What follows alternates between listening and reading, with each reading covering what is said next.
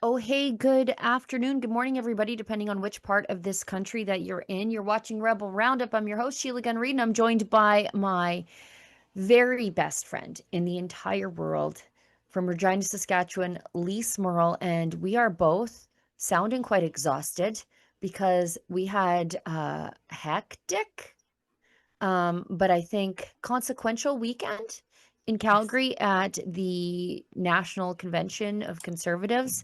Lise, how's it going? Well, good morning, Sheila Gunn Reid, and good morning, Canada. Welcome to what's about to be one of the most interesting Rebel Roundups in the history of Rebel Roundups. We have waited our whole lives for a show exactly like this, and we're just delighted to be able to bring the tea to you. And you guys, you We guys, we're coming in hot. Yeah, it was I think it was good. I think Mhm.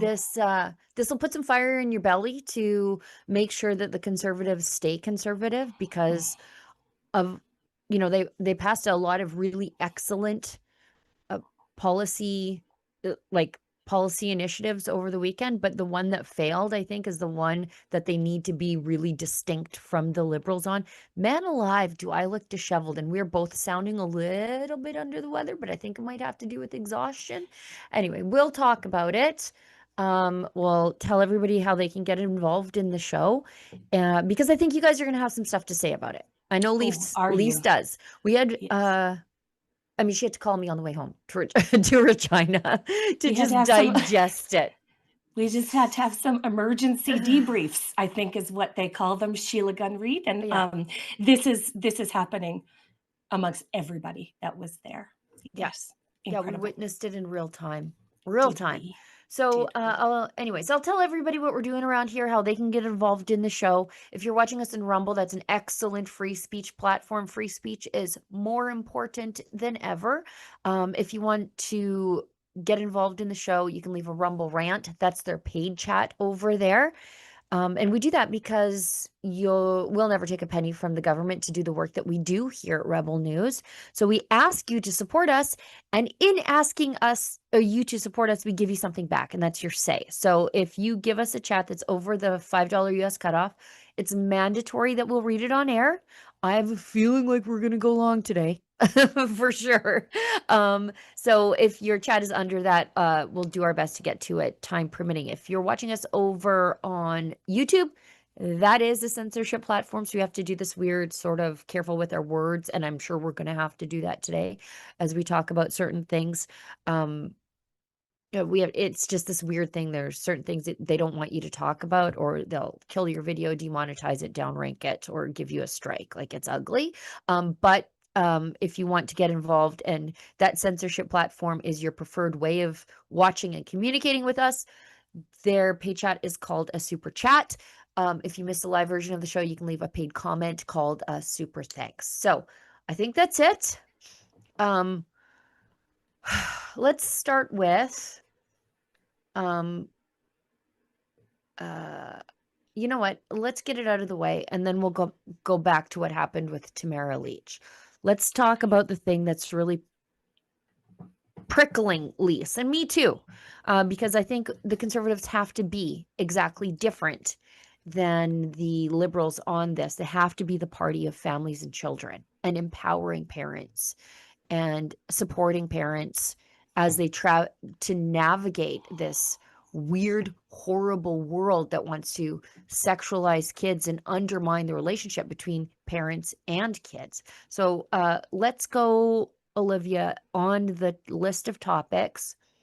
The video where we describe it as a sitting conservative elected official in Canada. Who is it again, Lise? It is Tamara Cronus of Nanaimo Ladysmith. Nanaimo Ladysmith, conservative MP. She said that opposing a policy that makes it easier for children to transition to a different gender is too divisive. Now, there was just to give us some background, there was a policy platform, policy proposal that said basically, not this is not the exact wording, but the Coles Notes version, that parents should be empowered to seek the therapy advice that they need to help children navigate gender dysphoria help their without own medicalizing them, children. help their own Help their, kids. excuse me, yes, help their So, own children through right. So, gender dysphoria. Yeah. so right now, in fact, it's illegal to what they call gender, or what they call conversion therapy. That's illegal in Canada. Now, and of course, nobody agrees with taking your kid to a therapist and asking them to change their sexual orientation. Like that, like nobody want, like, to forcibly take someone and send them off to a camp to make them straight. I don't think that is a thing that happens, really. But what does happen, or what used to happen, is you might want to take your kid who's struggling with gender dysphoria because of some horrible influence of some blue-haired teacher, that you should be able to take them to a psychologist like Jordan Peterson, Yeah, or your your priest. faith leader, your to help guide them to the truth. Yeah, to say like, no, maybe this is just something that you will resolve as you go through puberty, as you allow the natural process to take place, instead of putting you on hormones that block puberty and thus make that dysphoria worse. You That should put be you that yes, that put you on a that put children on a medical pathway to certain bodily destruction, destroying their fertility, their future, their opportunities, their sense of self, their identity. Yep, right. Like, your priest should be able to articulate Orthodox Catholic theology on the body, And right? parents should be permitted to assert the biological sex of their own children. Right.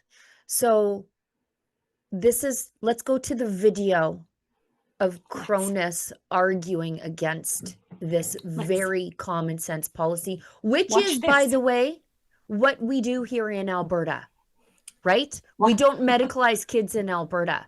The conservative stronghold, where our premier, by the way, is poised to pick up 8 seats that are held by the 8. NDP in Calgary. 8. The NDP, if the election were called today, are going to be wiped out damn near in Calgary. And it Why? is because Of Danielle this. Smith was brave enough to take this issue on. Right. This is Watch. this policy is a winner for conservatives because it's a 90-10 issue across all demographics. This is the sorry, Sheila No, go, Gunn. ma'am. You have it. This is the only issue that the conservatives can beat the liberals with. We know that the liberals, we heard Pierre Poilievre say it, the liberals came in and stole their policy. This is the only issue conservatives have left in their deck that they can play right now and beat the liberals. They were widely criticized after the federal election for not being able to pivot. And this is Pierre Poilievre's moment to be able to put that to bed. This is egregious, what you are about to see, Canada. This is egregious. And we got way, way more on this later. But watch this earthquake of a moment in Calgary. Watch this. No side. I'm Tamara Cronus. I'm the Member of Parliament for Nanaimo Ladysmith. We are the party that believes that Canadians should be able to have an affordable home on a safe street under a proud flag. We should not be adopting policies that divide us. This policy divides us, and I urge you to vote no. Thank you. Thank you. We'll go back to the yes mic. Go ahead. Okay, I don't care about safe streets and affordability if my kid can be put down a medical pathway behind my back where the outcome is suicide. I don't care. Yes, I care about inflation, but the safety of children in this society is more important than all of those things to parents. It is absolutely central to conservatism that we protect children, that we stand up for families, and that we the kids. And that in this moment, we reject this madness outright. Tamara Cronus is 5 years behind the general culture on this issue. where places like Belgium and places like the UK are saying we don't do this to kids, and she's calling it divisive. Sister, you're 5 years behind the world on this. Catch up. This is what this tells me is Tamara Cronus is operating within a sphere of influence that allows these beliefs to take hold and nefariously hang on. But let me be clear, there is no room for the advocacy of radical gender ideology in the conservative movement of Canada. Yeah. End of. Pierre Poilievre learned this weekend that he has a cancer in his party. So what do we do when we are diagnosed with cancer? Are we inclusive to the cancer, Pierre Poilievre? Are we inclusive? Or what is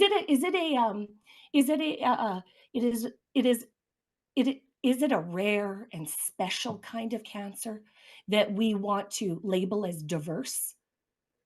Or do we cut the cancer out? Or do we do that? This is a critical moment in the conservative movement in Canada. And it is one that will be examined for years. Well, and as we all know, Lise cares deeply about this issue. That's why she became a best-selling LGBTQ plus AI author. Thank you. On Amazon. She wrote a book. Here we go. There he is. There he is, guys. Look, Buck the Rainbow Unicorn. Okay, triple #1 Amazon bestseller. We know that this is a winning issue because of how you guys made this book succeed. And we also saw the shift of NDP voters back to the Conservatives in the recent polling data that shows that Danielle Smith is going to pick up 8 seats in Calgary. The NDP are going to be wiped out in Calgary because of the tackling of social issues in this province and not backing down. So I see that Tamara Cronus, when she was called out by Tim Thielman, who I believe is still with 1BC, she says the existing policy clearly states that we believe in the right and duty of parents to raise their own children responsibly according to their own conscience and beliefs. Okay, so why are you acting contrary to the policy? Right. Let's drill down on. Let's drill down. Pardon me. It's okay. I just want to give Olivia some advice to just open up those 73 comments because I want to see how the world is reacting. This is show and tell this morning, you guys. We're going to see what Canadians have to say. Look to Tamara Cronus. Psychopathic ghoul. Keep going. Keep going. Is it responsible? You read it. It'll be therapeutic for you. Is it responsible to let confused children with multiple comorbidities pretend that they were born in the wrong body, or turn them into lifelong pharmaceutical experiments, or to have their sexual organs cut off? In my books, it is pure evil and it should be criminalized. Natasha. Okay, I'll take over from here while you come back together. No, it's good. Resign. It says, I'm just going to leave this here. And then he quotes Matt Walsh saying that, it's been foisted onto children. Like, it's overwhelming. And this, in fact, was the only policy proposed that failed. And the only one, Canada. The only one. Now, we heard that we heard that other people had, we heard from delegates. It's okay. Lisa's going to get it together. We heard from delegates. Oh, I'm good, girlfriend. I am perfectly fine. Excuse me, though, while I fix my makeup. Thanks. We heard from delegates that we know out of Saskatchewan that said that they had some difficulty voting. Now, if you had some difficulty voting on this issue and you're a delegate, I want to hear from you. Send it to tips@rebelnews.com. I don't know if this was an isolated incident or a systemic one that day. I do know that they earlier had a problem with voting on another policy and they re-voted. So if you had an issue and you were during voting, that vote, this would have been vote. I want to hear. This would have been about 4 p.m. on Saturday on the main convention floor. Oh, you will know if you had a problem. Yep. At the Conservative Party convention in Calgary, if you were there during this vote, we want to know your experience. Again, that's info@rebelnews.com. Please reach out and let us know. And you and I discussed this in our debrief. Now, this is I mean, they might have been out organized on the floor. A lot of things could have happened. There could have Yep. been a lot of delegates from certain more progressive ridings that sort of Y- organized them on this, because when they're voting, people are coming and going. You're not, like sometimes you just come into the room to vote for the thing you care about and then you leave. the environment is like a beehive. Like just Right, think of 5,000 bees buzzing around the inside of a beehive. That is the right. vibe of the Conservative Party convention. And People are, yeah, if you're outside when things start happening on the policy, they lock the doors. So like when they say like right, voting's right. starting, close the door. So you can come and go, but when the vote happens on the policy, they close the door. So it's only the people in the room. So there could have been some out organizing, but I'm telling you, this is the only one that failed. And here's my advice to the Conservative Party of Canada. If you want to snatch some NDP voters, like Ms. Danielle Smith is doing in Calgary, I know you're getting into election readiness mode. I know that you are, because there are rumblings of a writ drop happening in March. What could, yes, all of the signs are pointing to Right. to an imminent election. And I have my theories about why that could be, and why Carney needs to do it now before the American midterms and whatever. That's all just my speculation, my theories, and my staying up too late and having a busy brain. But here's what you need to do, Conservative Party, to fix this, because people are angry. Like, they are off the rev limiter over this, and they're angry at Tamara Cronus. She should not be your spokesperson on this, by the way. But I think go ahead. some re-education is in order. Yeah. I think a correction is in order. You need to be the party of empowering parents, and not just to do what Tamara Cronus says, that existing policy states clearly that we believe in Not the good right. enough. It's not good enough. It's not good enough when the federal government has criminalized the theology of the body of the Catholic Church being communicated to young people with the explicit consent of their parents. So send her an email, guys. Be polite. If you send her an email, no swear words, don't call her names, nothing. Express your discontent and your desire for the Conservative Party of Canada to win the next election by being the party of empowering parents, because the only way to fix this is in your campaign platform to have a defense of parents' rights, and not just insofar as you get to, I'll be quiet. You go ahead. Bulletproof defense of parents' rights. In Saskatchewan, we needed to wield the notwithstanding clause to protect parents from this kind of activism that Tamara Cronus is advocating. Also, it's We not have to use the divisive. notwithstanding clause. Conservative Party of Canada, this is your notice. You may have to use the notwithstanding clause on this issue. This is your notice. You get ready. We're making this the issue. In Alberta and Saskatchewan, two massively successful Conservative premiers. Without Those two question. they could be premier for life at this point. And they're winning on this issue. They wielded the notwithstanding clause to defend parents. It was not divisive. In fact, the polling data shows out that it is the least divisive policy, that it's like an 80-20 to 90-10 issue. This is an absolute political swish bang win issue. Completely. And the Conservative Party needs to decide right now whether it is going to be brave enough to confront it or whether they want to lose again. Yeah. This is how you steal NDP voters. This is how you do it. This is how you open the doors to the people that know that gender has gone way, way off the rails, and you say, listen, if you think that the left has gone too far with the gender stuff, well, you're a conservative. Leave a light on for the people that are going to pour into the conservative tent. Yep. They are Tell them to have a home here. It's conservative. This is what defines conservatism. Right. Open the door to those people. Like, welcome home, you guys. What are we conserving if not the children? What are we conserving? How do you conserve the future when you don't defend parents who are trying to do exactly that? It is impossible. It is the exact opposite of what everything conservatism stands for. The embrace and the promotion of this. It is. I got a lot of questions. About how something as easy as this to identify as radical left-wing activism managed to take root within the Conservative Party of Canada, truly. Yeah. Truly. Yeah. How did this happen?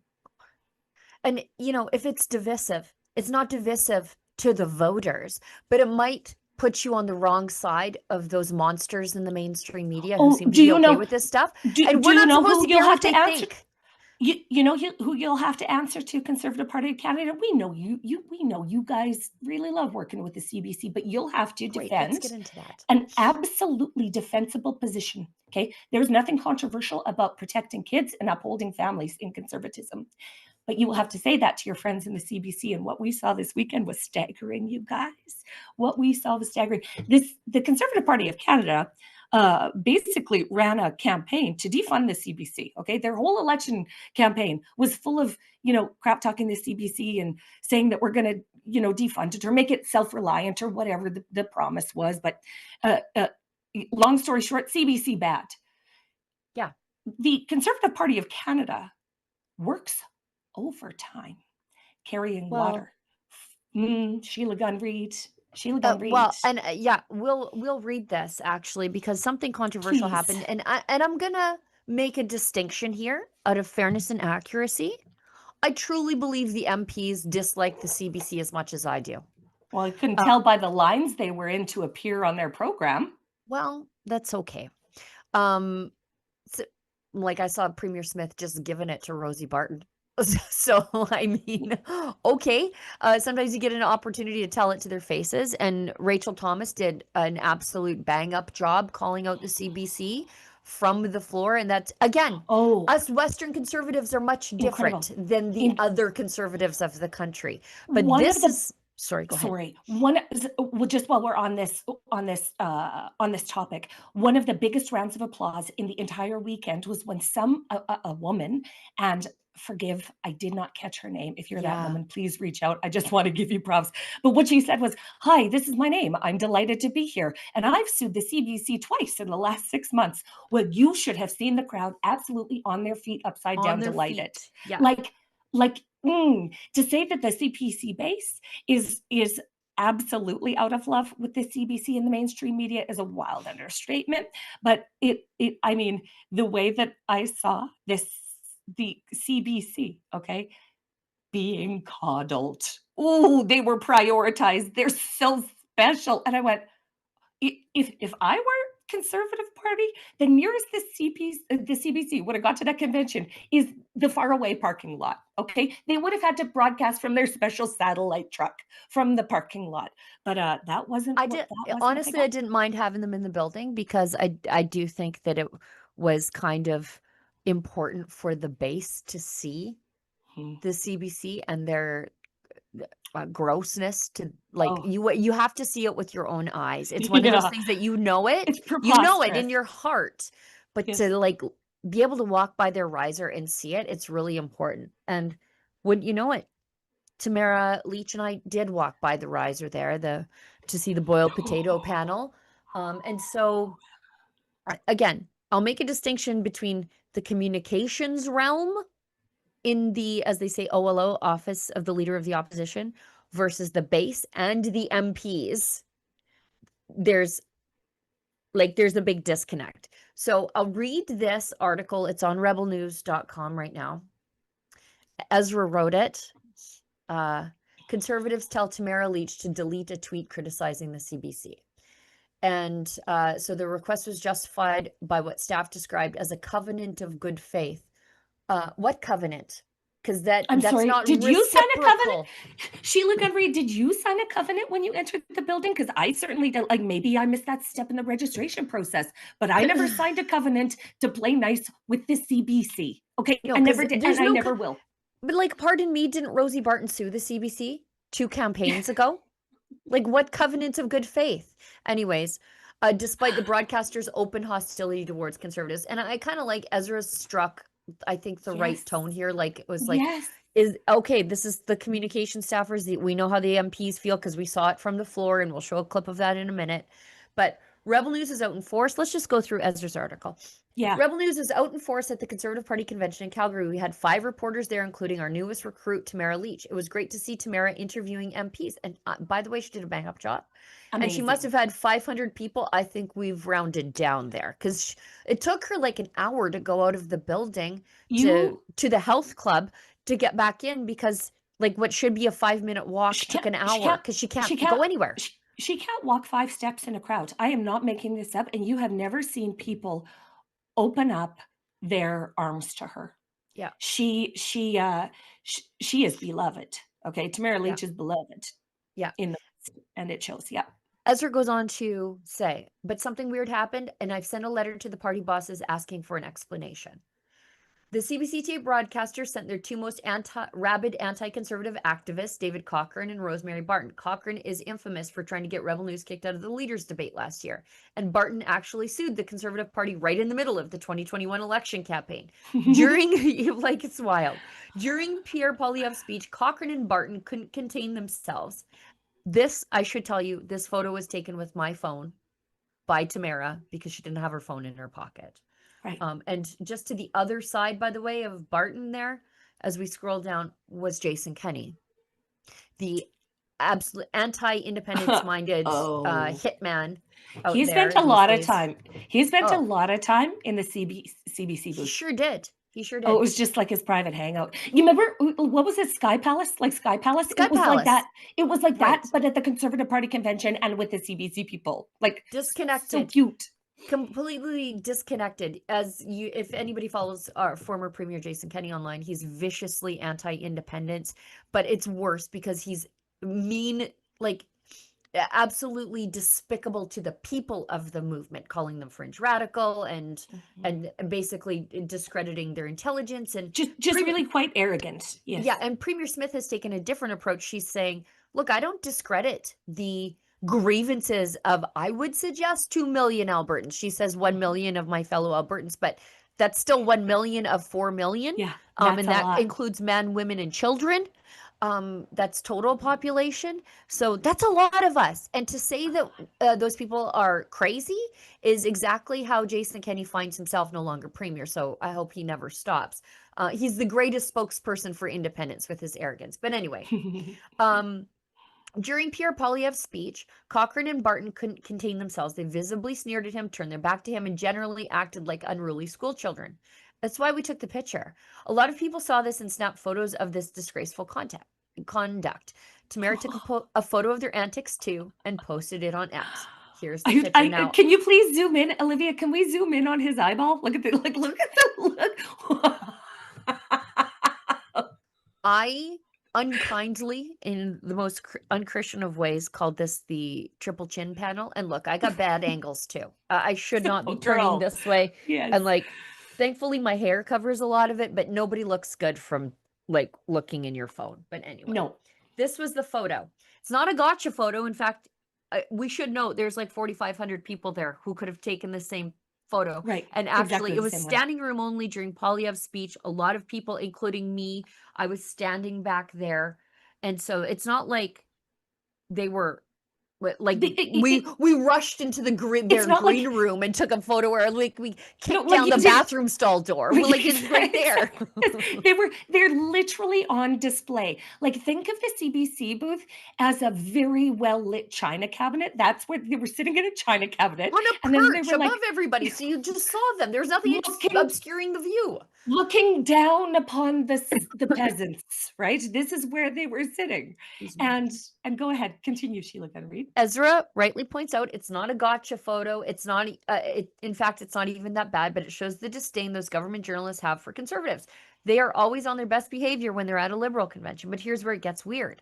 A Conservative staffer went to Tamara and said that Cochrane had demanded Tamara's tweet be taken down. Could you imagine being a political journalist, dishing it out all day, but being such a thin-skinned loser that when somebody simply posts a picture of you, you want to censor it? If Cochrane is a classic cry bully, but he lacked the courage to talk to Tamara directly, so he tattled to the Conservatives. But in talking to Tamara this morning, she said, "What should I do? all they do is post unflattering photos of me coming in and out of court and Yes. saying unflattering things about me. Yes. They get Disparaging me, one, insulting me. Yes. calling her a seditionist, you know, an insurrectionist. Yeah. And all she does is return the favor once in a very public setting, Yeah. and they cry bully to the Conservatives. Now, that's one Lose. thing, but why did the Conservatives go to Tamara? The Conservatives could have said this to the CBC. That's really too bad. Yeah. Bye, and left. But what did they do? They carried water for the CBC. Yeah. They And became ag- the CBC's errand boys. That And- is what happened. And if you think of this just on a macro level, okay, if they're willing to do this for the CBC, what else are they willing to do for the CBC? And look, we do video. We were working on the riser all the time. People were taking pictures of us, probably 100 photos. I probably took 100 photos with friends and supporters over the weekend. For sure we did. We're working. If people are taking pictures of you in a public place, that's how that works. By the way, a journalist, you should not have to explain to a journalist Right. that photos in a public place are perfectly fine. Are just going to happen. It comes with the territory. Especially if you're on a well-lit perch above everybody else, Right. CBC. In a gilded cage. This is where it gets weird. But instead of ignoring Cochrane, the Conservative staffer actually ran that errand for him, telling Tamara that the party had a, quote, covenant of good faith with the media about not taking these kinds of photos while live hits are happening. Well, then that's a covenant of good faith between the Conservative Party and the CBC, but that Not got us. nothing. Not us. I have no good faith covenant with them, okay? Nope. They lied about us on air and then called the SPVM in Montreal on us when Ezra simply approached Rosie Barton and asked for a right of reply when they spent the entire night lying about us on air, live on TV, and we're literally standing 6 feet away saying, why don't you let us come on and tell our side of the story? They called the SPVM on us, and so Ezra told Rosie Barton she was eating her feelings and then invited her to join the fat challenge. But whatever, we can keep going. Do the Conservatives really think that Cochrane and Barton and the rest of Mark Carney's CBC state broadcaster have a covenant of good faith with them?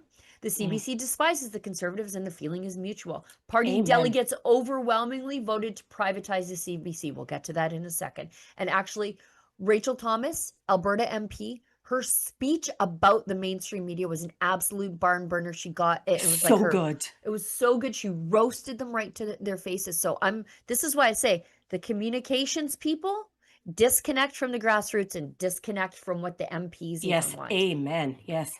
The grassroots of the party are strong, but it sounds like the party staff are falling back into the bad old days, like they have Stockholm syndrome. I remember when Andrew Scheer and Aaron O'Toole thought that by disparaging Rebel News, they could ingratiate themselves to the CBC. O'Toole even tried doing that with the truckers too, which is what directly led to his ouster and Pierre Poilievre becoming the new leader. And then Ezra puts this well. We like the Conservatives and we like Poilievre, and one of the things we like about them is their pledge to privatize the CBC. But if they really think they have a covenant with the regime media, they're not going to do well. Conservatives don't have to be afraid of the CBC anymore. Fewer people watch them than ever before. There's a flourishing community of independent journalists and online influencers who have a far larger audience than the CBC. Hopefully, and time will tell, this is an isolated case. People love and trust Rebel News precisely because we're beholden to nobody but our viewers. I'll keep you posted if I hear back from the party. Ezra says the Conservative Party wrote back, claiming that the photo was unflattering, but said the request to delete it was voluntary. What does that even mean? The request to delete it was voluntary. And look, Tamara was like, yeah, I'll delete it because her, God love her, her first instinct was to protect us as Rebel News. She's like, well, I don't want us to get kicked out. And she's like, I don't want to cause a problem. Totally not like the seditionists, those potatoes that the CBC call her to be. She was like, I don't want to cause a problem, which is her first instinct, right? Unlike the CBC. So these people on the CBC who talk poorly of her, she reacted exactly the way that a nice person would. Right. That it was even brought up to her. By a Conservative staffer is the part that we're sticking on. Okay. Yeah. That you shouldn't be carrying water for this, the Canadian Broadcasting Corporation conservatives. Okay. You owe them nothing. They work every day to undermine us. Why would you? I mean, I'm sorry. Why would you play nice with them? Do you remember Stephen Harper? Stephen Harper used to have such a, like, an absolute lockdown on the relationship with the party and the CBC, right? Like he was accused of being stony and cold and standoffish and inaccessible. Well, this is why. This is why. Otherwise, the CBC makes you work for them, and this is a perfect example. Let's now, moving on from this, I want to show you. Now we've seen bad conservative reaction. Let's show you the really good stuff, because so many excellent things came out of this policy. Delightful things happen. Yes. Yes. Yeah. This was one of my favorites. Okay. Conservative MP from Alberta. Take note, conservatives in the rest of the country. Be bold. That's how you win. Why do you think the Conservative Party is so powerful in the West? It's because we bring people like this to Ottawa. These are our people that we put forward. Rachel Thomas lets the CBC have it, knowing that they are directly about 60 feet behind her. Let's go. Look, folks, regardless of whether you want to acknowledge or not, there is a love affair going on between the current media landscape in this country and the Liberal government of Canada, and we need to put a stop to that. Currently, this weekend, there was a summit of all media, and this is a direct quote from the stage. Prime Minister, we have your back just as we know you have ours. This is what is said by the mainstream media just yesterday. Further to that, the Minister of Heritage has said that the CBC is responsible for social cohesion. Folks, this is propaganda at its finest. It needs to stop. So that's her speaking to a winning policy proposal to force the CBC to exist in a free market. Like no more public funding. Then they can propagandize all they want. And it's not my problem. They can compete. They can compete with the rest of the independent media that has to do that by default. They won't be able to rely on their federal funding to lie to Canadians, to propagandize, to inject our society with crazy ideological beliefs. The CBC will have to tell the truth. Yeah. I mean, look, I think you all know that I am biased. I don't think any media is unbiased, by the way.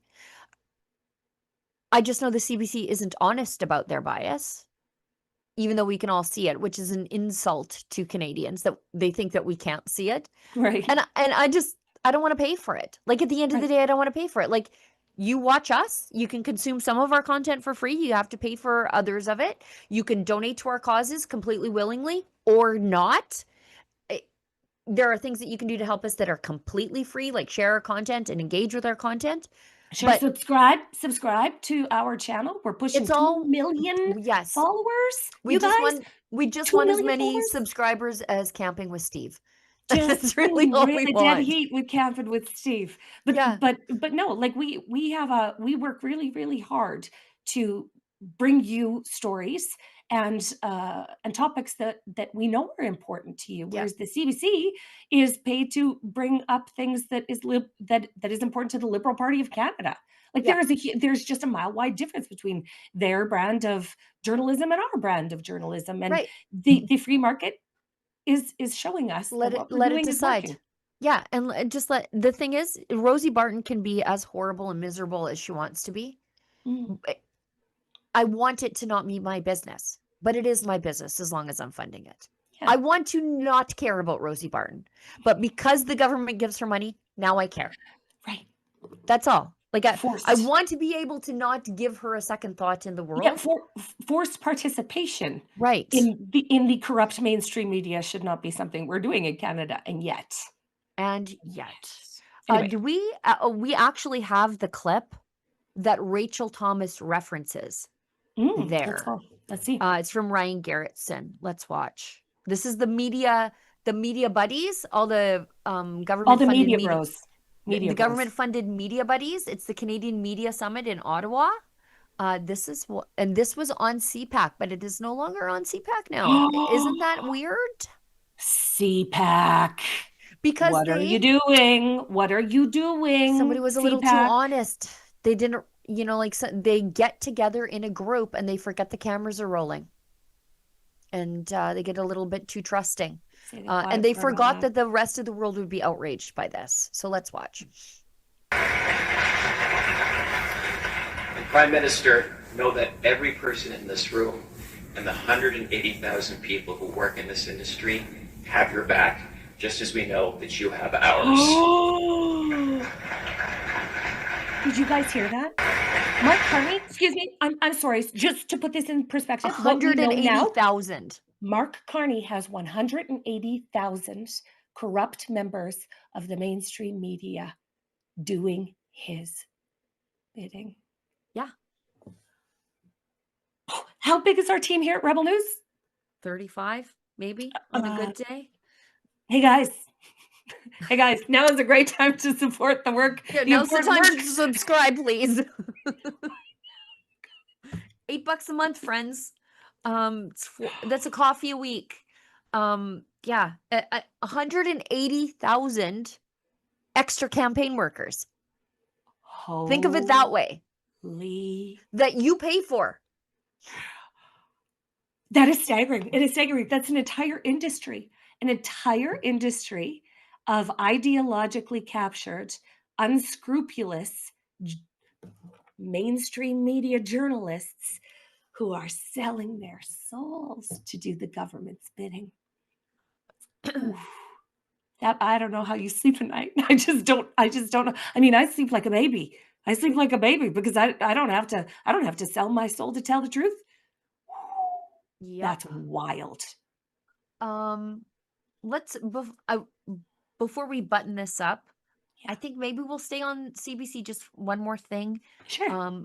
I have my suspicions about who was doing the communication in the Epstein files between CBC Edmonton of all places. Oh, you guys, Epstein. We got to cover what happened. We have to, because this is CBC, and then we'll go into like Pierre Poilievre. His speech was great. It was fine. It was good. But I will tell you, Danielle Smith was the star of the convention. Just the star. The belle of the ball, without question. Yeah. And all the conservatives from other parts of the country were like, we love her. We wish we had her. She's the best. We love her. Oh my God. Sorry. Now that we're on Danielle Smith, just let me say this. This is one of the most interesting parts of her entire speech was when she spoke fluent, beautiful French. I was like, she is saying a thing without saying a thing, but I know. Injecting. She was taking French lessons 2 years ago. Danielle Smith paid off. That skill is one that will strike fear in the hearts of some very, very deserving fake conservatives. Right. Danielle Smith knows French. You know what that elevates her to? Prime Minister capable. That's what that means. Let's go, buddy. Like, she's just awesome. You know what? Iron sharpens iron, right? That's right. Anyways, before we go to a break, we'll just show a couple of clips of Poilievre, but we got to talk. Okay. We got to talk about this CBC thing, because I was like, oh, who did a documentary in the year that's mentioned here at CBC Edmonton? I think I've pinned it down, but I don't want to say, because I don't want to get it wrong. But I'll text you off air and I'll tell you who I think it is. Okay. This is related to the Epstein document dump. There is an Alberta, a Canadian, a CBC Albertan connection to the Epstein documents. It's crazy. From the these are DOJ files from the United States. Recently released, like within the last 36 hours. Newly released documents contained in the Epstein files I'm doing that thing right. My words don't work. I have Bruce Willis disease. Reveal an invite for Jeffrey Epstein to attend a dinner in Edmonton with an employee of CBC News Edmonton in 2009. That's real. That's super interesting. When was Epstein Mark Carney photographed? He was charged in, I think, 2006. Like, it was a couple years before that. He served his sentence, coming and going. Wow. didn't even have a locked cell door on the weekends. Olivia, when was Mark Carney photographed with Ghislaine Maxwell at the Hedonism Festival? Do we know the date on that real quick? Would this be about the same time, 2009? Oh, I don't know. I don't know. Hopefully we can figure that out. Yeah, I we don't can do a timeline of Jeffrey we can do Epstein a and timeline. Canadian public figures. Sure. Yeah, can Sorry, we go Olivia, back? to put you on the spot, babe. Yeah. I'm just gonna I have some other stuff on my phone and I should have put it in the chat. The plot thickens. Yeah, it's Interesting. Oh, there were that's inconvenient for the CBC. That is real inconvenient for the CBC to be named in the Epstein some of files. them, Who would have thought that the CBC would be into the promotion of devious, gross sexual practices that are unforgivable amongst polite society? Who would have thought? yeah, Wednesday. Besides all of us. Besides all of us, Wednesday, October 28th, 2009, 6:59 a.m. Dinner in Edmonton for charity. Hi, Jeffrey. How are you? I thought it might be fun to send you this. I'm hosting a dinner at a really great restaurant here in Edmonton for charity. Sheila, what's the address? Oh, excuse me. What's the date again? Can you say it?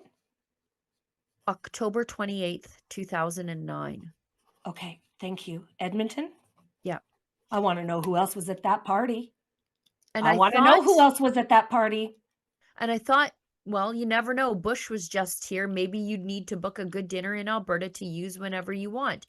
I know how much you love restaurants, and love is like in capitals. Last year, I raised $2,000 for lunch for two, and this is dinner for four. 100% of the proceeds will benefit the United Way, Sign of Hope, Christmas Bureau, Edmonton, Stella Reid Children's Hospital. The United Way has campaigns against sex trafficking. Yeah, and the Stella Reid Children's Hospital. This guy was a creep to young girls. A special 5-course meal? Oh, gross. I just feel like puking in my mouth. Would love to see you bid on it. Please feel free to forward this email along to any big bidder types you know who love to eat great food for a cause. Auction ends soon, this Thursday at 3 p.m. Best regards. It's redacted. I've got my suspicions because the emails sort of give it away. CBC News Edmonton, but we're not done yet. Other ones. Holy crap. This is a Sheila Gunn Reid. I'm sorry, but let me just conjure Nancy Grace here real quick. Bombshell, you guys. Jeffrey Epstein is now tied to at least 5 Edmonton big swingers, including the people at the CBC. Okay, we need to find out what happened in Edmonton on October 28th, 2009. Yeah. When and where. We can do this, people. We can do this. I'm just gonna send Olivia a couple more photos so we can bring those up, because I ended up at a very early morning rabbit hole, like just to say that we aren't sleeping, you guys, because we are on a series of hot stories that will just blow your minds. Ooh, Sheila. And then it says this, we're going back and forth here between the two of them. I don't know where to start. Okay. Again, you guys, we're just we're covering some of the documents that were released yesterday by the Department of Justice in the United States pertaining to convicted.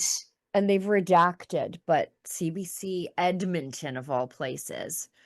Then it says, where am I? In Edmonton. It was snowing when I got back from the BVIs. I don't know what this is from Jeffrey Epstein. This is to Jeffrey Epstein from the CBC guy. Okay, so where am I? In Edmonton.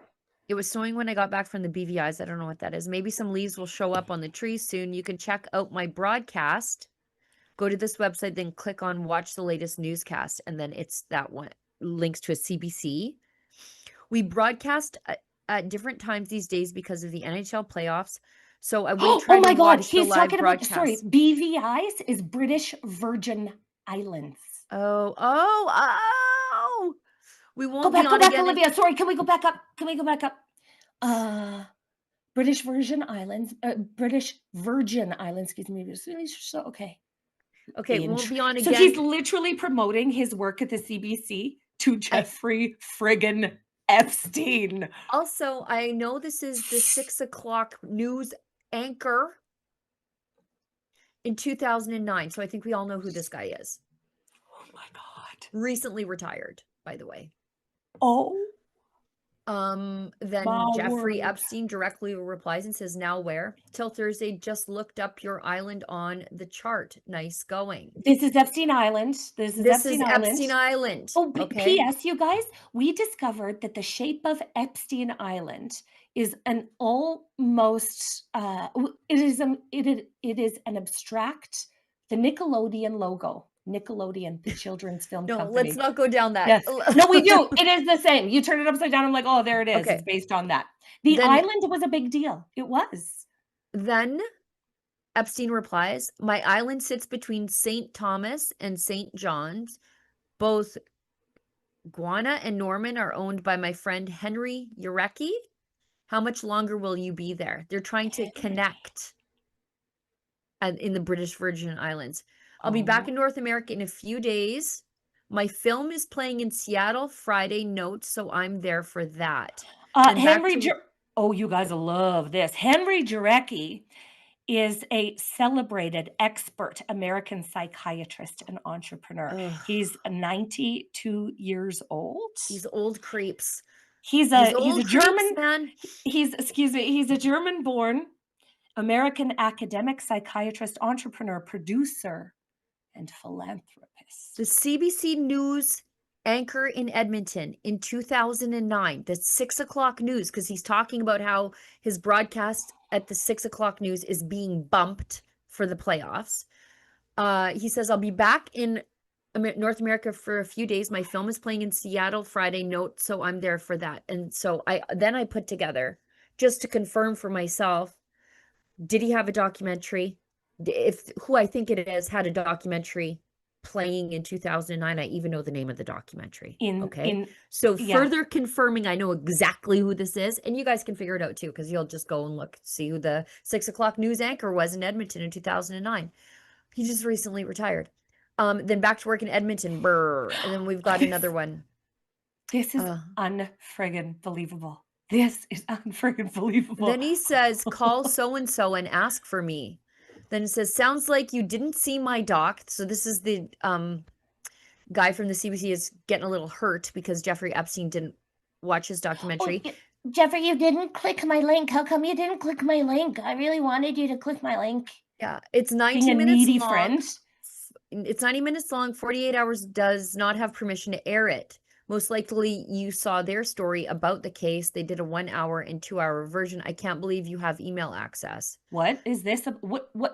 I can't believe you have email access to what? I don't know. Maybe he's flying or something. They go on to say, I believe it was in the middle of a 48 hours mystery. Do you remember to happen? Which channel?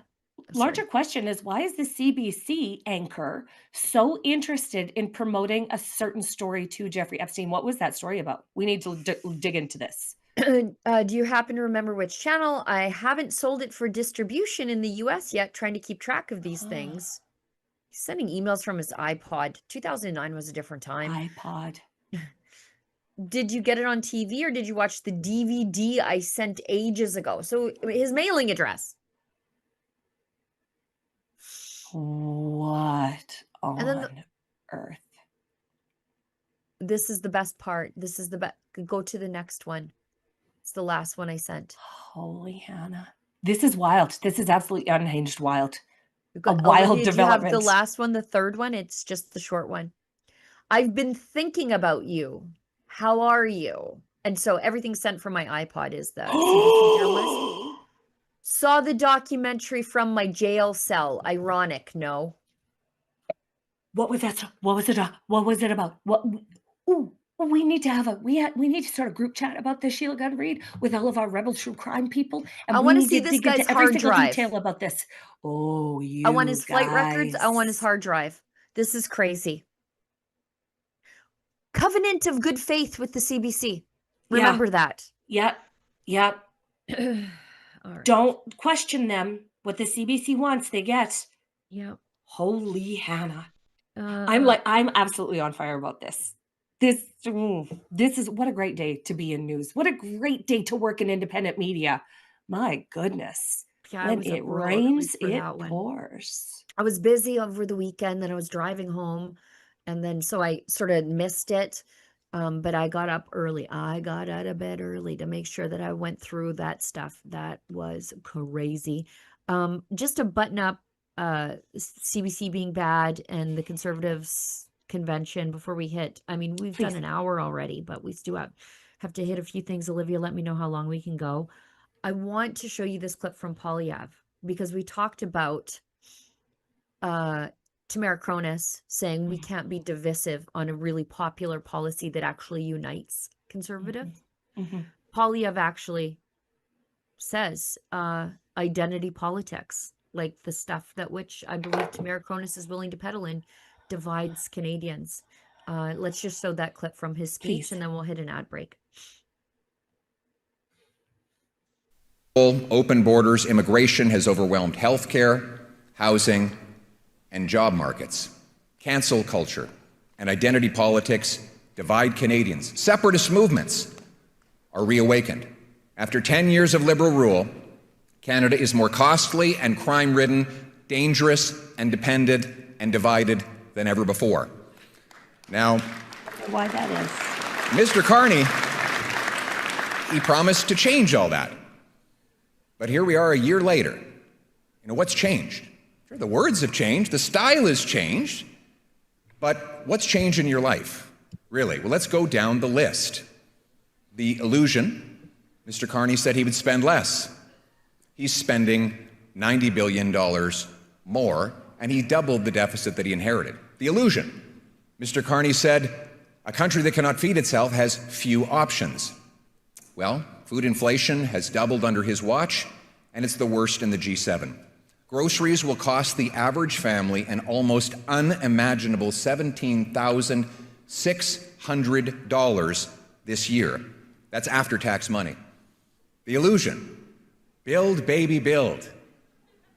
The reality has been block, baby, block. He hasn't got rid of a single anti-development law or bureaucracy. The No New Pipelines law, still here. And by the way, speaking of pipelines, how many of them are approved? 0. It's true. All those things are true, but you need to affirm parents' rights because Well, listen, if we're going to count, if what I heard there was not a lot different from what I heard in the last campaign, which we all recall, if we can just put our thinking caps on, the Conservatives lost. If you campaign on the same issues that you campaigned on last time, you will lose again. Yeah. There is a new opportunity for the Conservative Party of Canada and Pierre Poilievre to absolutely bring it home, to unite the country under this one issue, and to stop this madness in Canada. And they have one opportunity to take it. Well, and we know the left actually doesn't care about economic issues. If they did, They they wouldn't have absolutely elected. do not. They don't. Like they don't. Not Like, they wouldn't motivated have by a- it. No. They're not motivated by it. Those Eastern boomers, again, don't send me an email if you didn't vote for Carney. We're not talking about you. No. But they don't care. They bought their house And- for a bag of cans back in the 70s, and now it's worth $2.1 million. They don't care about economic issues. That's exactly right. And in Pierre Poilievre's speech, he did say something really beautiful about families. He said something along the lines of he would fight to protect the soft and, I want to say it was like soft and strong bonds of family. Yeah, I hope so. This is your chance, Yeah, Pierre. show us.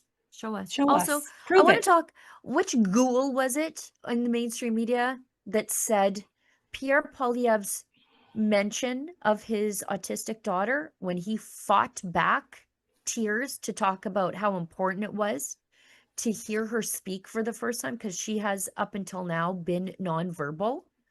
And then I don't know which panelist it was, either CBC or CTV. There was some panelist that they had on there and said how cringy it was.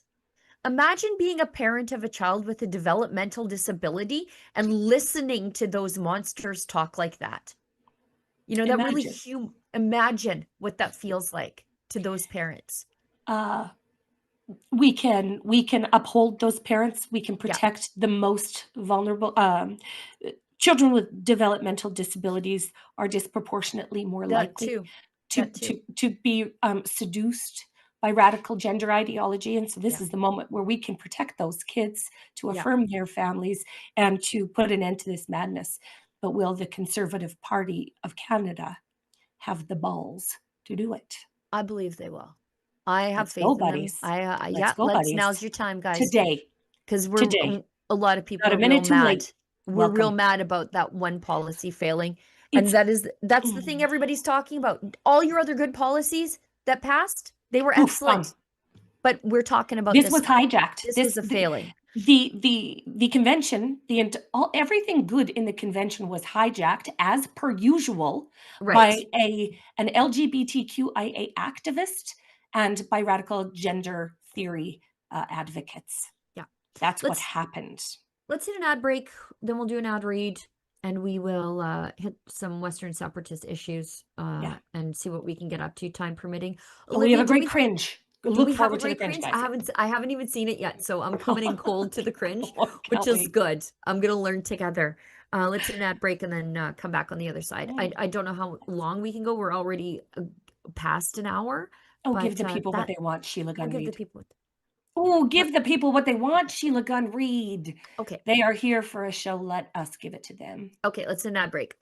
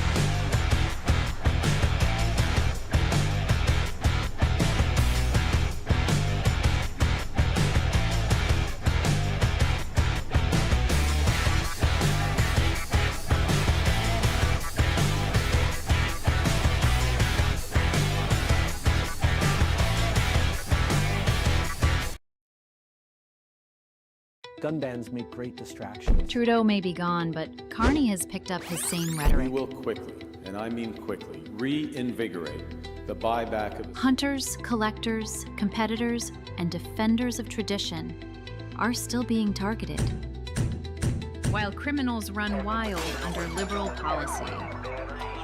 But we are fighting back. Join us, Canada's National Firearms Association, in defense of freedom. You like the hat? Me too. Same strong message about making Canada great again, but in a really cool color, black and gold. There's other colors available, and it's an all-Canadian site. So if you want to signal your tribe or trigger a Liberal, go to mcgahats.ca today. Canadians know the national anthem. They stand in silence to remember those who died for this country. But not every Canadian knows their rights and freedoms. The Freedom Passport will change that. It looks and feels like a Canadian passport, but contains the Canadian Charter of Rights and Freedoms in a portable, easy-to-read format. The Freedom Passport. Order one for yourself and for all the freedom lovers that you love at freedompassport.ca. Alrighty, you guys are already blowing up my email about the CBC Epstein stuff. That was fast. We got a message from our friends over at Rumble, and it is so prescient for the times in which we live here in Canada. They can cancel your accounts, freeze your cards, decide what you're allowed to buy, say, and support. Big banks and financial institutions have total control, and boy, do they ever use it. That's why financial independence matters now more than ever. Introducing Rumble Wallet, a wallet built for real freedom. With Rumble Wallet, you control your money, not a bank, not a government, not a tech company. Buy digital assets like Tether Gold, and Bitcoin in one secure place. No permission, no middleman, no cancel button. And when you want to support the creators you actually believe in, you can use the Rumble Wallet app to directly tip content creators securely, instantly, and without interference. This isn't a credit line they can shut off. It's your wallet permanently. Yours to protect your future. Yours to protect your family. When the system fails, when the institutions turn on their own people, and this isn't a hypothetical here in Canada, financial sovereignty is the difference between security and vulnerability. Rumble Wallet isn't about politics. It's about freedom, ownership, and protecting what's yours. So take control today. Download Rumble Wallet now and step away from the big banks for good, true ownership, true protection, true financial freedom. Okie doke. Let's shift gears a little bit, because as much as they tried to pretend that separatism wasn't a thing at the the Love Fest, the Canadian Love Fest. Yeah, it Love was. Love Like in all the 2026. Western conservatives were like, you were separatists. Like all the delegates. Yeah. I didn't speak to a single person who thought Canada was a good idea.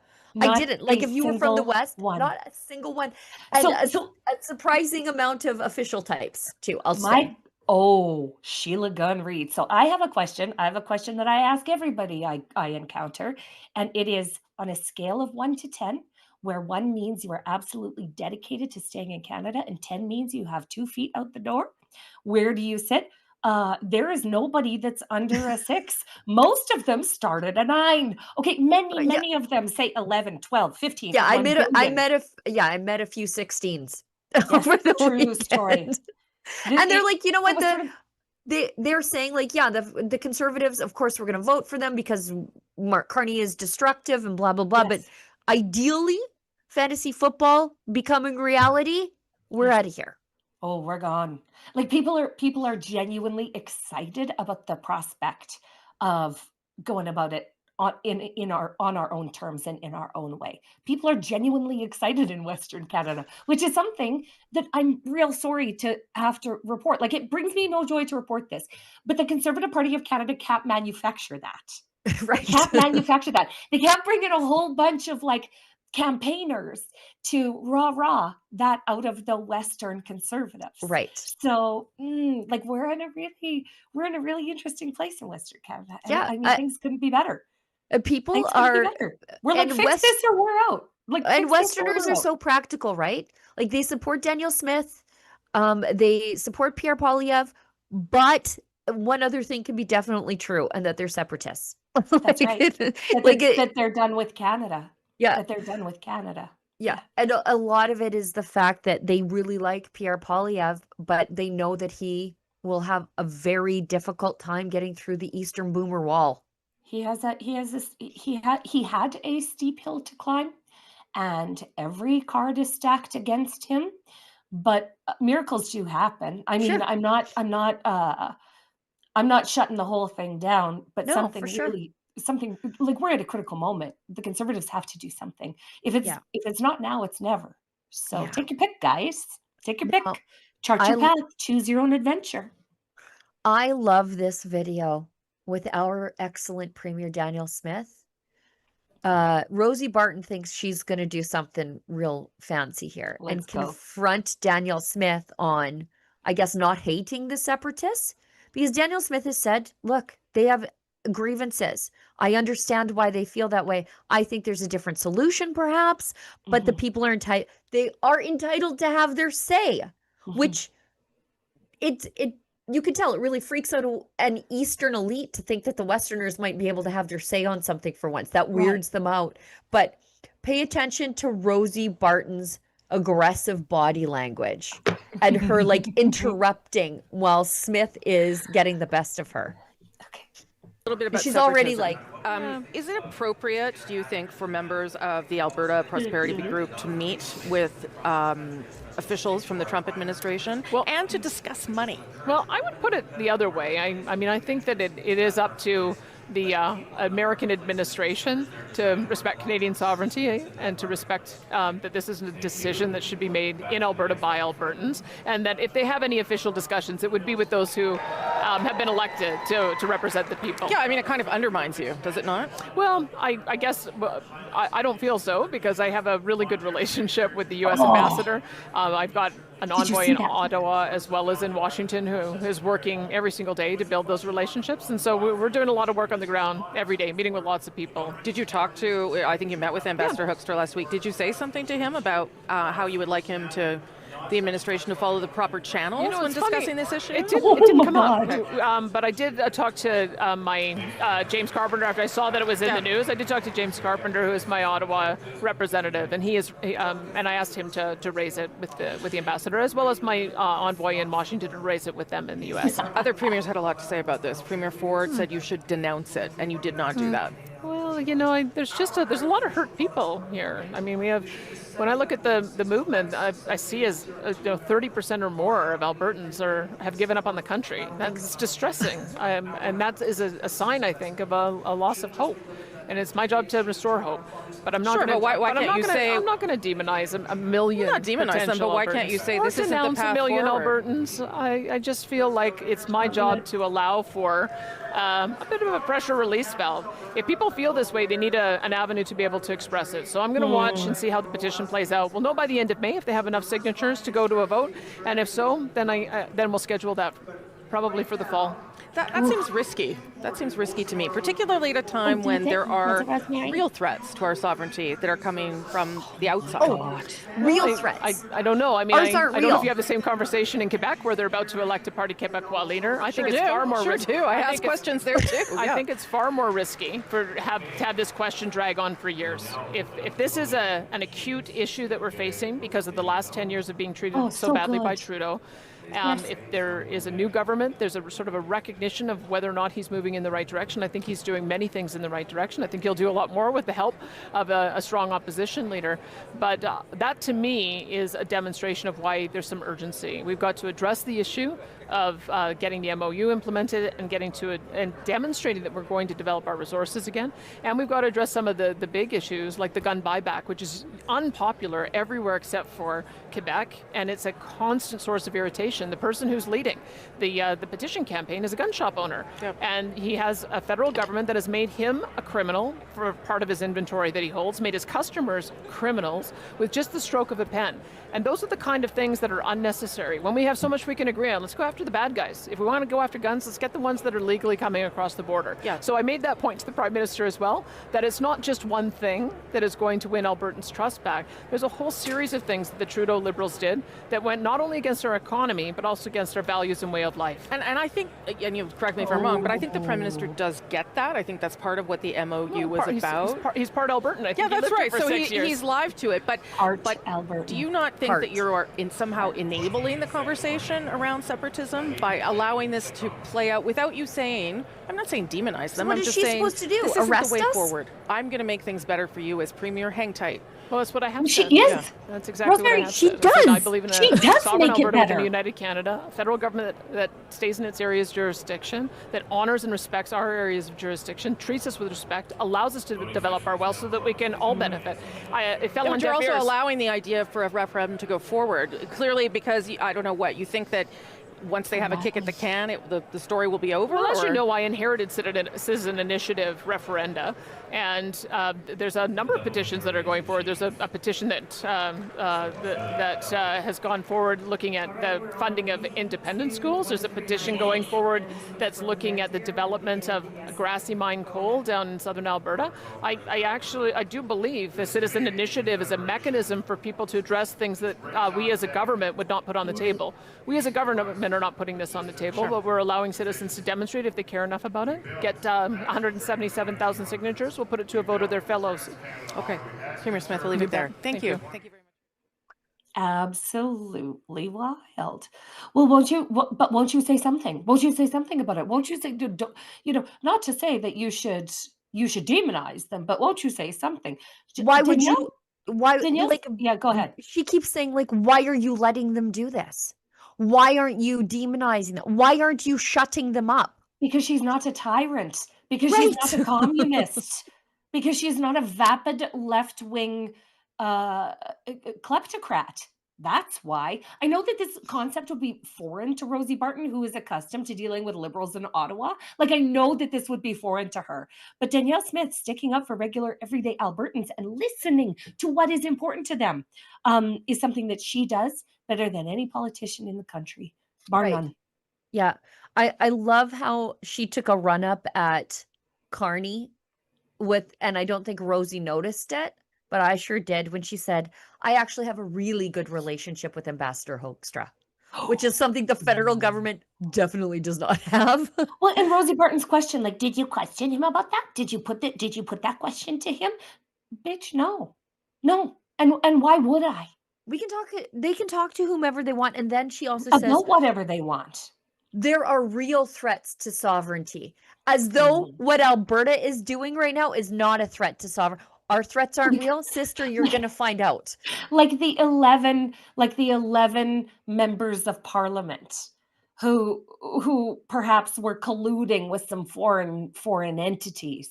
Maybe one of those. That's a threat to us, Right. Rosemary. China, the IRGC running amok.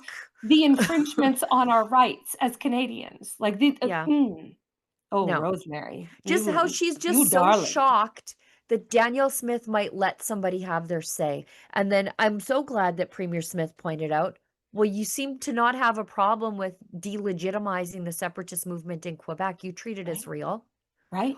The separatists in Alberta have chosen a different path. They see this as a movement outside of party politics. Right.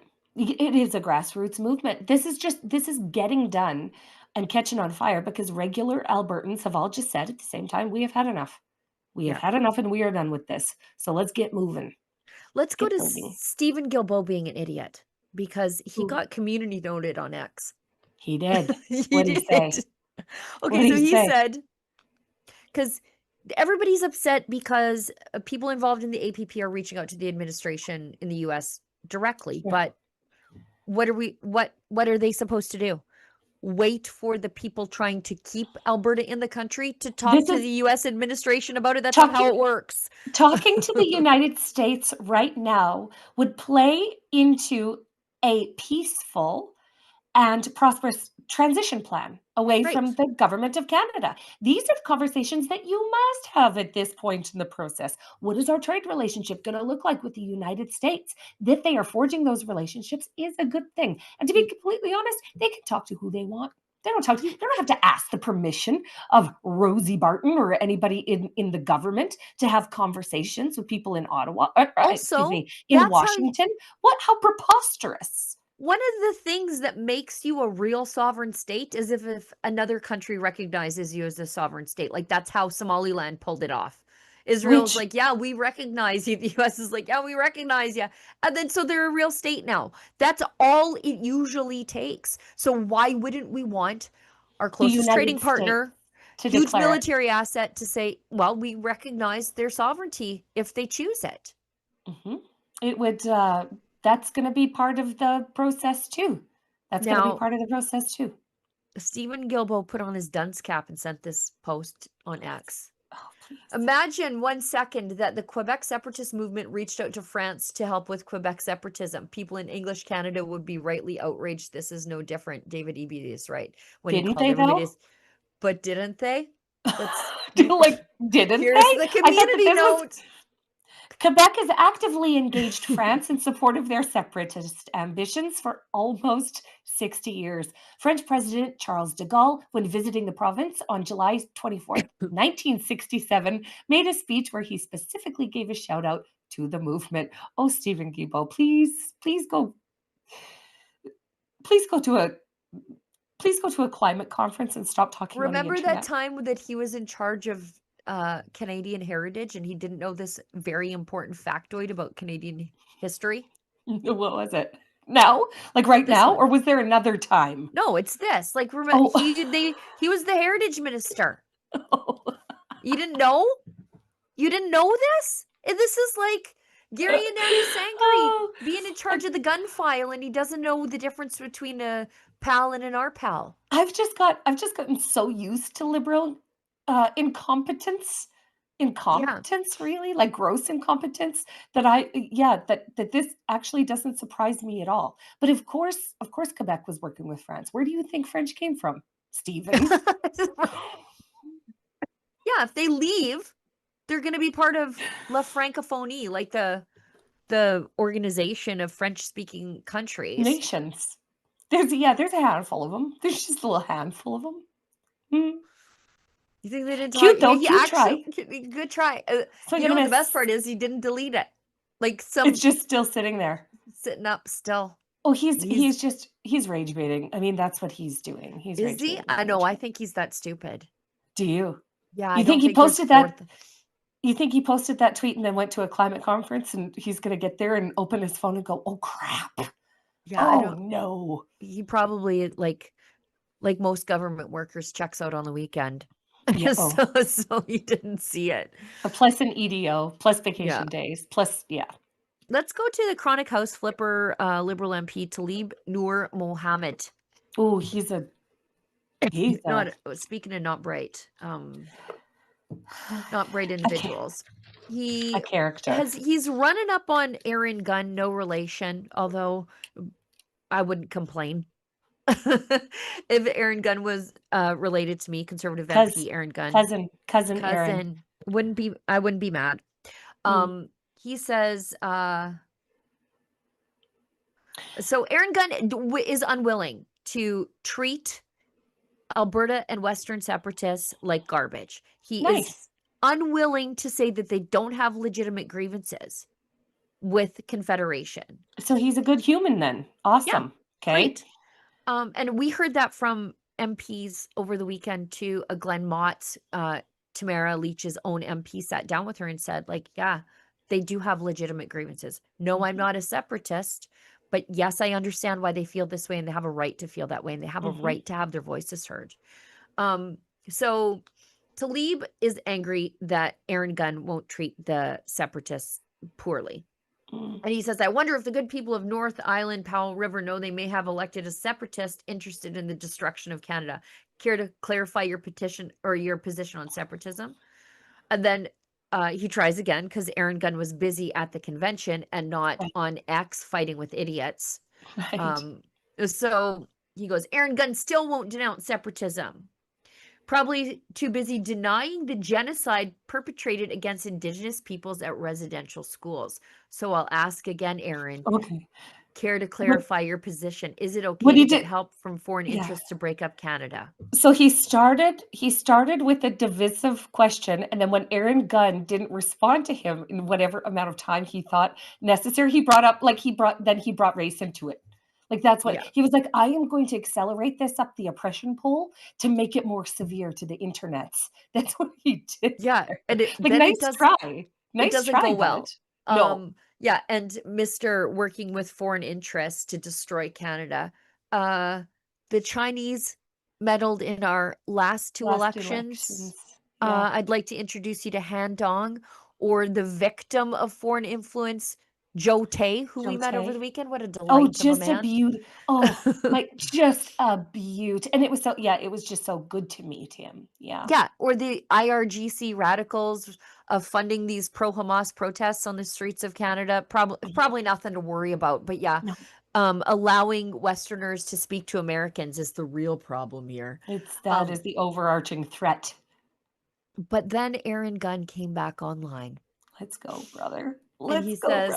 Just found out that Liberal MP Talib Noor Mohammed publicly questioned my patriotism and loyalty to Canada. Well, while Talib was busy flipping homes in Vancouver and living in the United States, I was serving Canada's military. And while Talib and his Liberal friends were busy tearing down Canadian history, i.e. statues, I was fighting to defend it. I'll take no lectures on patriotism from Liberals like Talib.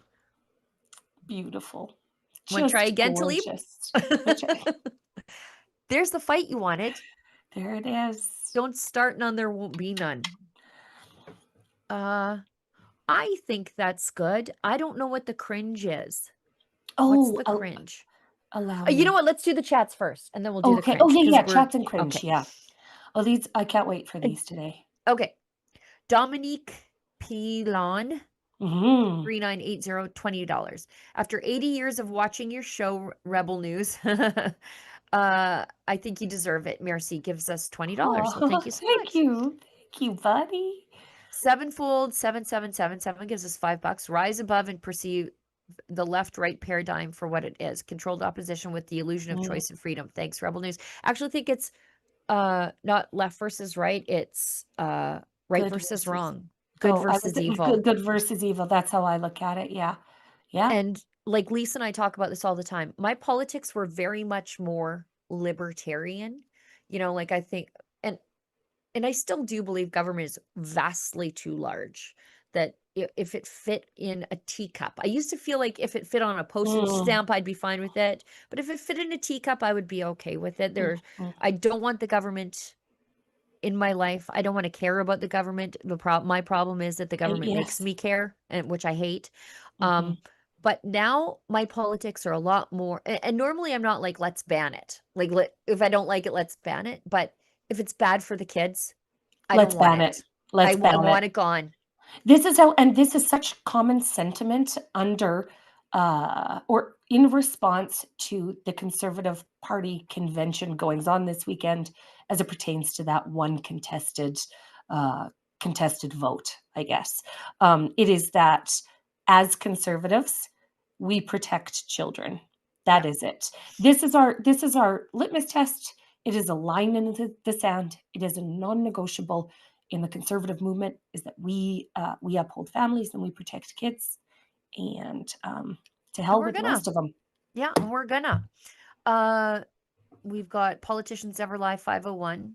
As hot as Poilievre's wife is, his speech was lackluster and needs to be more specific and to the point on big issues. I can't disagree with this. I can't disagree with this. What I saw was an attempt to manufacture a feeling that wasn't represented in the room. That's like, I felt like it was a little bit. I thought it was fine, but Danielle Smith was really the star. Oh, without question. Without question. It was like, I didn't hear anything new out of Pierre Poilievre that would compel me to go, that's what he's going to win the election on. There it is. That's the big idea. I didn't hear none of that. Nope. I agree. I did appreciate his heartfelt moment about his daughter. And that was really revelatory for me. The ghouls on the mainstream media. Anna's a delight. She is lovely. They have a beautiful family. Could you imagine how Canadians' image in the international world would change if we had this family as our first family? It'd be awesome. Young, they'd be such a great family. Yeah. They'd be such great ambassadors for Canada. They really would. Yes. Lloyd. Oh God, Sheila, your glasses. Lloyd Zielinski, 4401. Member for 2 months. Well, thanks for being on board. This behavior by the Conservatives is alienating their base. Not a good look if spring election happens. Well, like we said, there's a quick way to fix it. It's fixable. We know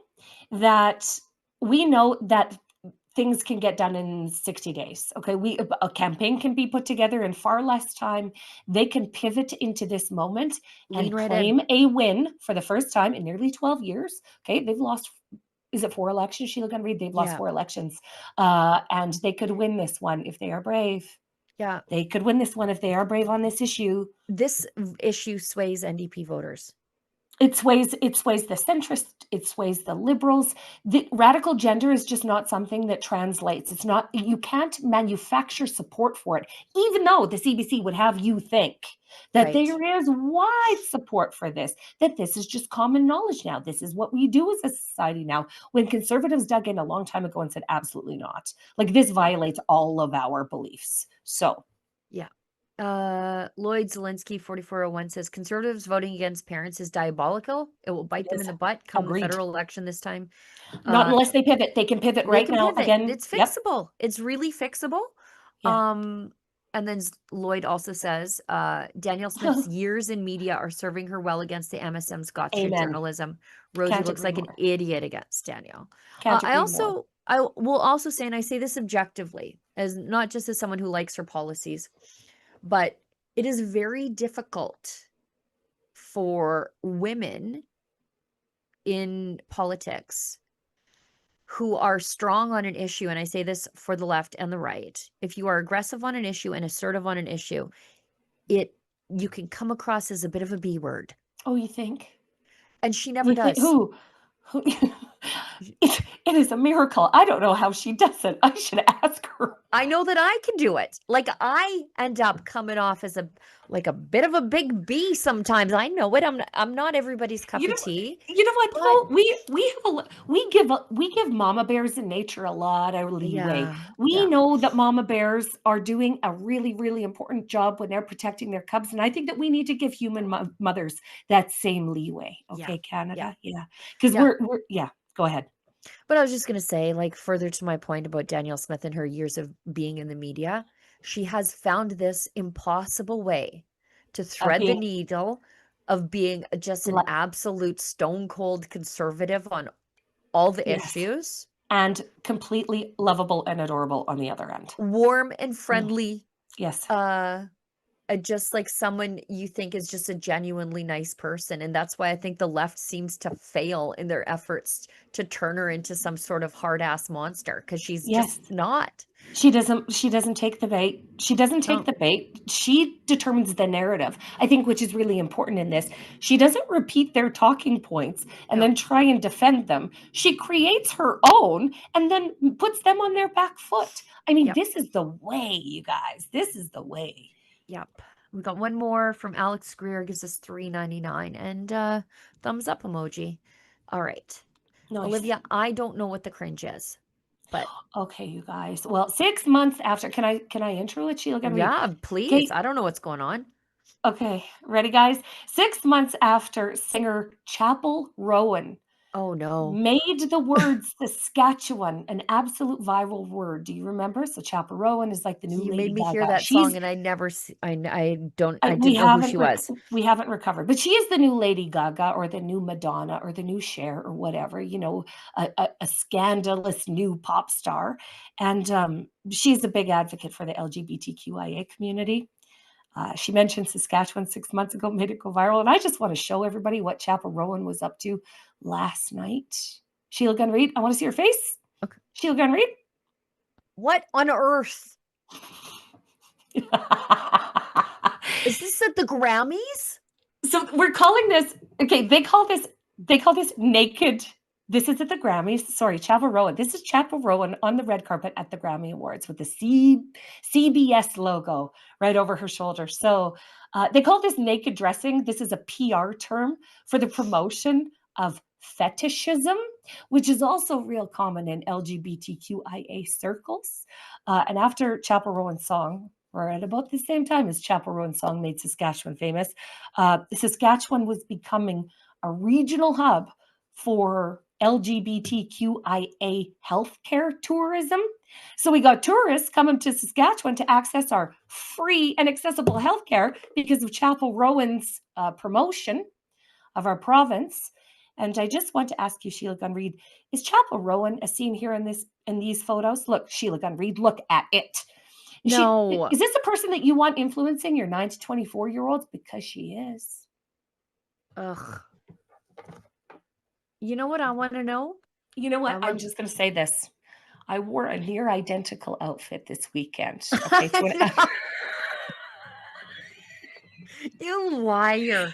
Who wore it better? I'm going to post photos to my ex. Okay, side by side, you guys can vote who wore it better.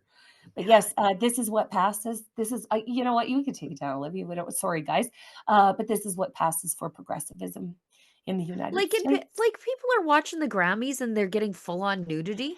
So in I guess Chapel Rowan's defense, the gown has an extraordinary train behind it. It's a sheer burgundy material, and it actually like flips up over her shoulders and then cascades down and hides everything. So she actually defrocked on the red carpet. Oh my gosh.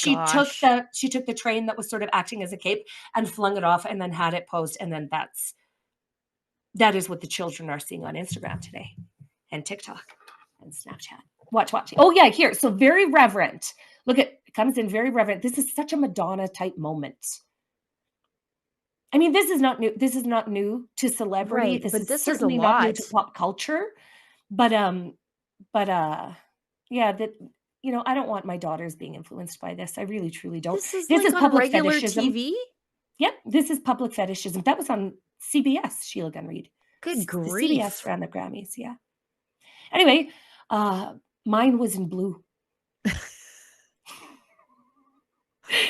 That kind of stuff just makes me want to put on extra clothes when I see it. And mine is made of fur also. Yeah. It's winter here in Saskatchewan, where Chapel Rowan claimed to want to move. No, she doesn't want to move here. Mhm. We got one more. It's from Alex Greer, 7700279. Great seeing you, lovely ladies in Calgary. Well, thank you. Thanks, bud. You too. Thank you. Yeah, we had the best time. We had absolutely the best weekend. Yeah. We'll have way, way more to say on Yeah. the things that happened at the Conservative Party convention. Yeah. We're still digesting them ourselves. Yep. But Sure all of am. this to say, it's going to be a real interesting couple months. Yep. All right. I think that's the show. We went extra long, an hour and 35 minutes. Lise is back here tomorrow. We get Elise for 3 days this week. Oh my God, triple the fun. Right. Yes. Triple the fun. Can't wait. Okay, see you back here tomorrow. Same place, same time, guys. Thanks for joining us. Yes, and thank you, Efron Olivia, for allowing Lise to get that out of her system. Because boy, was she ever irked at the convention. Did you guys have your finger on the beep button? Did you? Do we even have a beep button? No, we might have to beep something after the fact that I should said about get a Rosie beep Barton. button. Yeah. I think that's a show. I've got a pepperoni stick to eat and then some more work to do. Thanks, guys. Thanks, Olivia. Thanks, Efron. Sorry we didn't get to everything on the list. Sorry we talked too much about certain issues, but good job, thanks. guys. Control room, guys. You're the best. Thanks, everybody who pitched in a little bit. Thanks for seeing what we saw out of that Conservative Party convention. Sometimes you guys at home help us feel not crazy. I know that we get told all the time we help you feel not crazy, but when you say those things in your super chats, it helps us feel like maybe for sure. Maybe we're not crazy, because sometimes it's like, well, am I the only one feeling this way? So the feeling is mutual, you guys. Thank you so much. Everybody will be right back, same time, same place tomorrow. And as always, if you find us offensive, maybe don't find us at all. Big news, Rebel News now has premium memberships on X, Locals, and right here on YouTube. For just $4.99 a month on YouTube, you'll get loyalty badges, custom emojis, and access to members-only chats during our live streams. At $8.99 a month, you'll also unlock Rebel News Plus shows and our documentaries. But here's the catch. YouTube could cancel that premium tier at any time. That's why the best way to support us is at rebelnewsplus.com. It's just $8 a month, cheaper if you go annual, and you'll get exclusive extras like an ad-free site, comments access, and even the chance to submit op-eds. Wherever you join us, thanks for keeping our independent